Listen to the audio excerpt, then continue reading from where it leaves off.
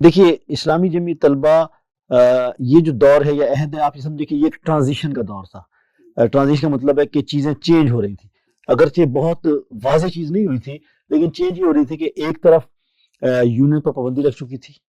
بات لگی تو تھی 1983 میں، لیکن 89 کے اندر وزیر اعظم بینظیر بھٹو نے بین اٹھا لیا تھا، لیکن اس سے الیکشن کرانے کا اعزاز حاصل ہوا صرف پنجاب کو، پنجاب کے علاوہ کسی صوبے میں الیکشن نہیں ہوئے۔ تو گویا 1989 میں،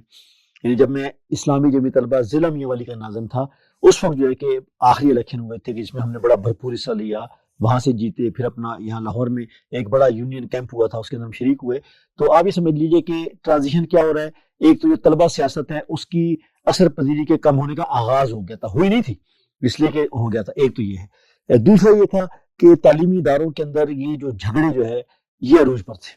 اس لیے کہ مختلف سیاسی ماحول اور حالات کی وجہ سے پاکستان اور پنجاب کے مختلف مراکز کے اوپر جو ہے حکومت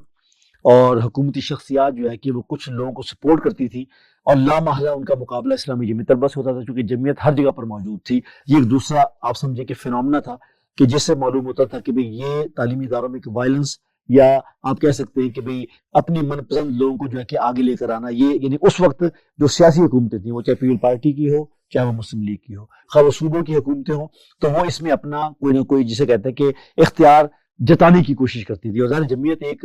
جینوئن اسٹوڈنٹ آرگنائزیشن کے طور پر وہاں موجود ہوتی تھی، اور ظاہر بات ہے وہ یا جمعیت کو کرٹیل کرنا چاہتے تھے اور یا اپنے مقاصد کو آگے بڑھانا چاہتے تھے۔ تو گویا یہ دوسری چیز۔ تیسرا چیز یہ ہے کہ پرائیویٹائزیشن کا عمل شروع ہو گیا تھا،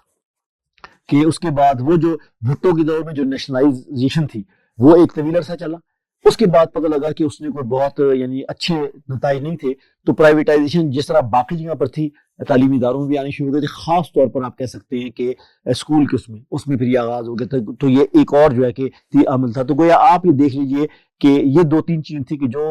ہمارے دور میں تھے، لیکن اسٹوڈنٹ پولیٹکس جو ہے کہ اس کا ایک وزن تھا۔ اچھا، قومی اور صوبائی سطح پر اس کو ایکنالج کیا جاتا تھا، لیڈرشپ کو، نمائندگی کو، اگرچہ الیکشن نہیں ہو رہے تھے لیکن بہرحال تنظیموں کی پہچان اور تمام سیاسی جماعتیں کم و بیش یعنی ان کی کارکردگی پہ سوال تو ہو سکتے تھے، لیکن بہرحال وہ جو ہے کہ سیاسی جماعتیں طلبہ تنظیموں کے حق میں تھیں، اور ہر ایک نے اپنی کوئی نہ کوئی جو ہے کہ اپنے ونگ بنا رکھے تھے۔ تو یہ وہ آپ کہہ سکتے ہیں کہ جس دور کے اندر اسلامی جمعیت طلبہ کی ذمہ داری مجھے ملی، تو ظاہر بات ہے یہ صورتحال تھی۔